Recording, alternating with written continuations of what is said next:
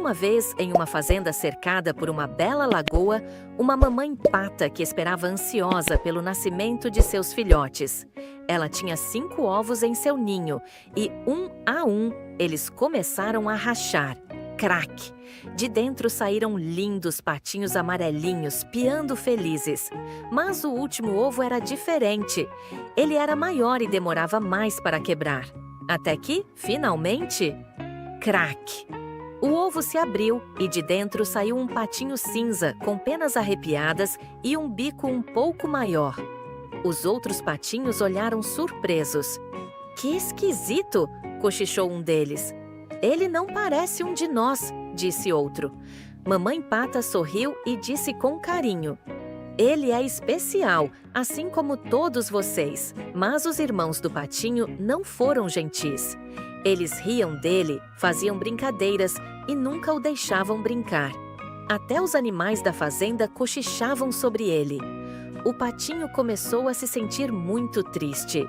Uma noite, ele olhou seu reflexo na lagoa e suspirou.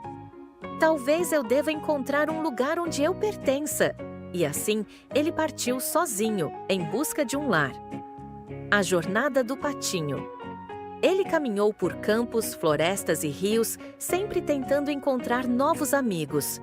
Ele encontrou um grupo de patos selvagens e se aproximou com esperança. Olá, posso ficar com vocês? Mas os patos selvagens riram. Olhe só para ele, você não é um de nós. O patinho continuou sua jornada cada vez mais triste. Certa noite, encontrou uma casinha com uma velha senhora. Oh, um patinho perdido, disse a velhinha. Ela o levou para dentro e lhe deu comida. Mas no celeiro, a galinha e o gato não gostaram dele. Você não sabe botar ovos, cacarejou a galinha. Nem sabe caçar ratos, zombou o gato. O patinho percebeu que ali também não era seu lugar. Quando o inverno chegou, ele ficou sozinho, enfrentando frio e fome. Ele se escondeu em arbustos, tremendo de frio, e dormiu sob a neve, esperando que o sol voltasse a brilhar. A grande transformação. Então, finalmente, a primavera chegou. O gelo derreteu, as flores voltaram a nascer e o patinho caminhou até um grande lago. Lá, ele viu cisnes majestosos, brancos e brilhantes, nadando com graça. Ele se aproximou encantado, mas ao olhar para o reflexo na água, ele não era mais um patinho cinza e desajeitado. Suas penas agora eram brancas e macias.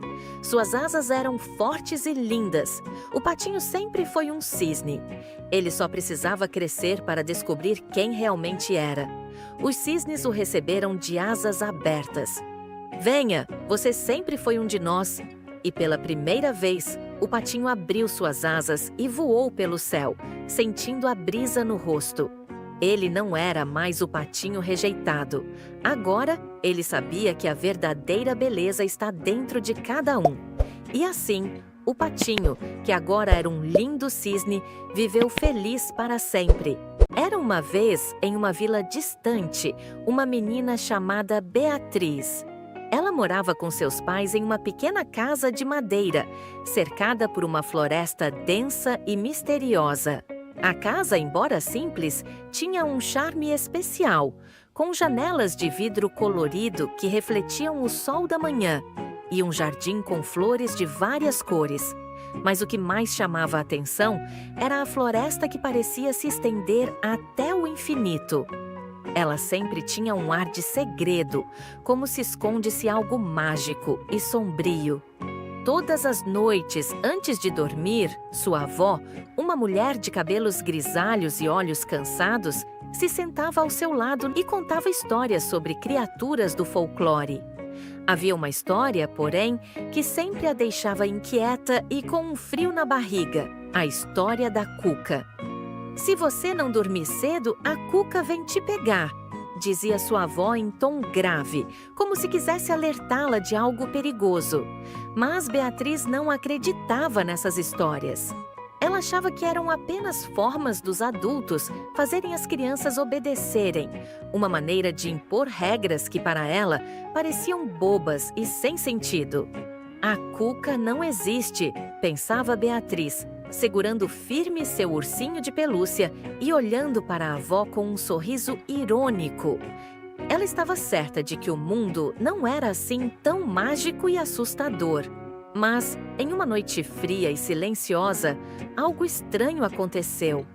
Beatriz acordou no meio da noite com uma sensação incômoda, como se estivesse sendo observada. Ela se mexeu na cama, tentando encontrar conforto, mas a sensação não passava. Seus olhos se abriram lentamente e, ao olhar pela janela, viu algo que fez seu sangue gelar. Lá fora, entre as sombras da floresta, 2 olhos amarelos brilhavam na escuridão, como faróis em uma noite sem lua. Eles a observavam fixamente, sem piscar, com uma intensidade que fazia seu corpo tremer.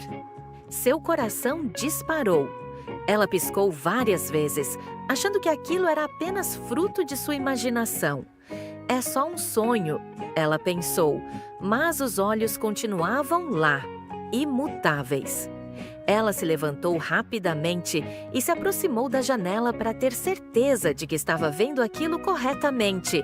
Mas antes que pudesse fazer qualquer movimento, uma mão enorme, com garras afiadas como facas, arranhou o vidro da janela. O som estridente fez Beatriz se encolher, sentindo uma onda de pavor invadir seu corpo.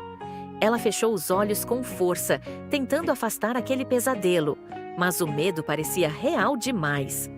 Apavorada, Beatriz se escondeu debaixo das cobertas, tremendo de frio e medo. Tentou convencer a si mesma de que tudo aquilo era apenas um pesadelo. Eu acordei de madrugada, isso não pode ser real, pensou ela. Mas algo dentro de si sabia que aquilo não era um simples sonho. Na noite seguinte, o terror se repetiu. Ela acordou no mesmo horário, com a sensação de estar sendo vigiada. Quando olhou pela janela, lá estavam os mesmos olhos e, novamente, a mão com garras arranhando o vidro. Ela tentou gritar, mas a voz não saía. Seu corpo estava paralisado pelo medo. Ela tentou contar para seus pais, mas eles apenas riram e disseram que era coisa da sua cabeça. São só os seus medos, querida, disseram com um sorriso tranquilizador. Mas Beatriz sabia que algo estava errado. Cada vez mais, as noites se tornavam insuportáveis. Quando o vento soprava mais forte, ela ouvia sussurros vindos da floresta, vozes que pareciam chamar seu nome e o som de algo rastejando perto de sua janela. Ela tentava se convencer de que era só sua imaginação, mas as sombras pareciam mais escuras e as árvores mais distantes, como se algo estivesse se aproximando. Até que, certa noite, tudo mudou. Seus pais estavam dormindo quando acordaram com um grito estridente vindo do quarto de Beatriz. O som era tão desesperado que fez seu sangue congelar. Eles correram até o quarto dela, mas quando chegaram lá, a cama estava vazia. A janela estava aberta, balançando ao vento, e no chão, marcas profundas de garras riscavam o chão de madeira, como se algo enorme tivesse entrado ali. Beatriz nunca mais foi vista. A busca pela menina durou dias, mas nada foi encontrado. Os moradores da vila, aterrorizados, começaram a contar histórias de que, em noites de lua cheia, ainda era possível ouvir um sussurro vindo da floresta. Uma voz rouca e assustadora que cantava baixinho, com um tom melancólico e ameaçador. "Nana, neném, que a Cuca vem pegar!" E assim, a história de Beatriz virou uma lenda. Alguns dizem que, até hoje, na calada da noite, os olhos amarelos ainda brilham nas sombras da floresta, esperando pela próxima criança desobediente. Até hoje, os moradores da vila alertam seus filhos: "Durmam cedo ou a Cuca vem pegar." Há muito, muito tempo, nas vastas planícies da África, vivia um leão majestoso chamado Léo, conhecido por todos os animais da floresta. Ele era o rei da savana, com sua imensa juba dourada que brilhava ao sol e seus olhos cheios de sabedoria e força. Os outros animais o respeitavam e ele governava a floresta com sabedoria e justiça, garantindo que todos vivessem em harmonia. Léo vivia pacificamente em sua caverna, cercado por sua família e amigos. Mas havia algo que o preocupava. Nas colinas distantes, havia um homem chamado Tom, um caçador habilidoso e destemido que andava pela floresta, sempre em busca de suas presas. Tom nunca caçou Léo, mas todos os outros animais temiam que ele pudesse um dia vir atrás do grande leão. Ele é tão forte quanto eu, mas com seu arco e flecha, ele pode me derrotar, pensava Léo, embora soubesse que sua força e astúcia eram incomparáveis. Certa manhã, enquanto Léo descansava à sombra de uma grande árvore, ele ouviu um barulho estranho. Era o som de passos pesados que ecoavam pela savana. Quando olhou para a direção do som, viu Tom se aproximando com uma grande lança em suas mãos. Os olhos do caçador estavam fixos no chão, como se estivesse procurando algo. Léo imediatamente ficou alerta. Ele sabia que Tom estava em busca de caça e, infelizmente, ele sabia que um dia o caçador poderia querer caçá-lo. No entanto, algo estranho aconteceu. Quando Tom olhou para Léo, ele não reagiu com medo, mas com uma expressão de curiosidade. Eu nunca vi um leão tão majestoso, pensou Tom, admirando a grandeza do rei da savana. Ele parou e observou Léo de longe, sem dar sinais de ameaça. Léo, por sua vez, também o observava, mantendo uma distância segura. No entanto, Léo sentiu que o caçador não estava ali para caçá-lo. Havia algo diferente em seu olhar, algo que fazia o leão questionar suas suposições. Léo então decidiu se aproximar. Ele avançou lentamente em direção a Tom, mas mantendo uma postura firme e confiante. Quando estavam a poucos metros de distância, Léo parou e, com uma voz profunda e suave, falou: "Você veio caçar, humano? Se sim, deve saber que não sou uma presa fácil." Tom olhou surpreso para o leão, mas em vez de um sinal de medo, ele deu um sorriso tranquilo e disse: "Não, meu amigo, eu sou caçador, sim, mas nunca vim caçar você. Estava apenas explorando a floresta, tentando entender mais sobre ela e seus habitantes. Vi muitos leões antes, mas nenhum com a majestade que você carrega. Digo isso não como um caçador, mas como alguém que respeita a grandeza da natureza." Léo, surpreendido pela resposta do caçador, ficou em silêncio por um momento. Ele nunca havia considerado que um caçador pudesse admirar a beleza dos animais e da natureza, em vez de simplesmente caçá-los. Mas algo na voz de Tom parecia sincero. "Então, o que você procura na floresta se não caçar?" perguntou Léo.